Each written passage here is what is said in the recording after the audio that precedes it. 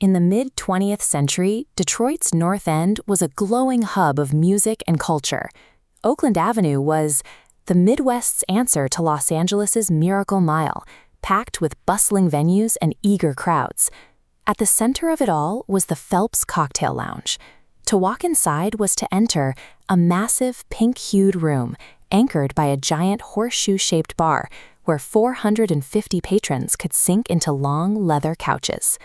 Every architectural choice in the lounge served a singular purpose, pointing the audience's attention forward.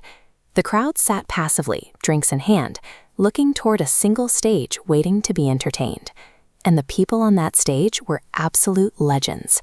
The godfather of soul himself, James Brown, routinely brought the house down. The Temptations harmonized under those exact lights, and blues master B.B. King made the Phelps Lounge a mandatory stop on his national tours.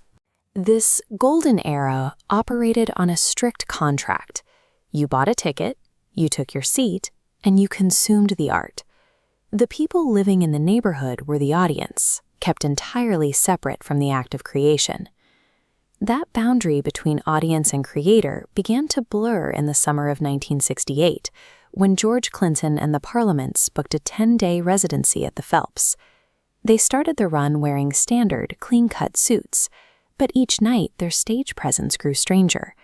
By the final shows, they had swapped the tailored jackets for bizarre costumes, with Clinton notoriously performing in a diaper, birthing the wildly inventive identity of P-Funk.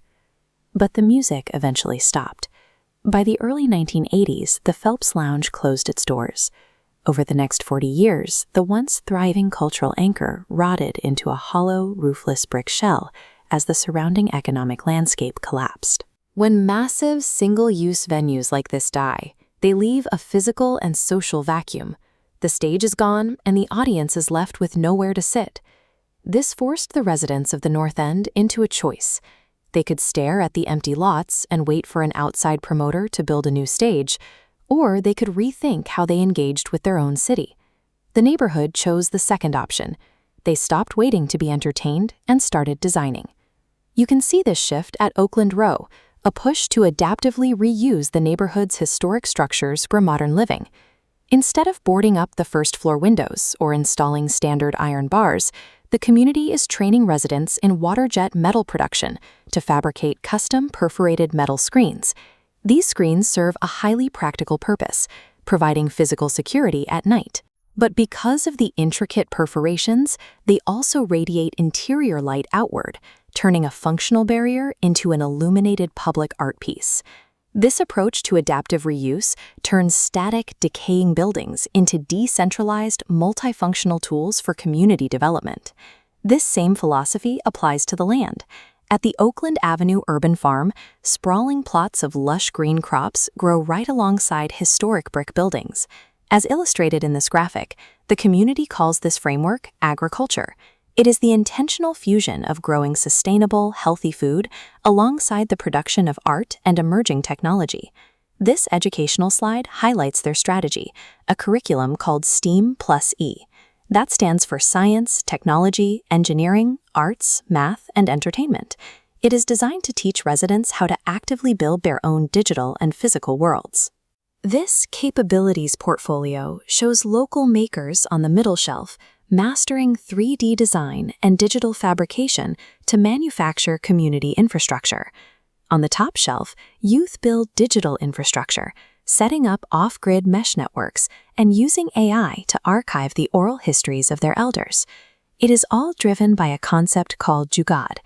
Jugaad is the art of frugal innovation, taking whatever constrained resources are available and hacking them together to build resilient survival infrastructure. By combining urban farming, 3D printing, and digital archiving, the North End is building a local loop where neighbors learn, earn, and teach one another. 60 years ago, civic life here meant buying a ticket to look at a stage.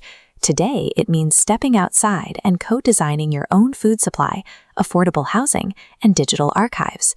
But this push toward the future doesn't erase the North End's musical legacy. These modern makers actively honor that history in the work they do. As seen at the bottom of this community poster, the local farm operates under a guiding mantra: The garden that grew Motown is now growing the future. This is practical Afrofuturism. These residents are reclaiming the literal ground beneath their feet to architect their own reality on their own terms. The stages where James Brown and B.B. King played may be long gone, but Detroit's true cultural capital survives, adapts, and thrives through the creative resilience of the people who call this city home.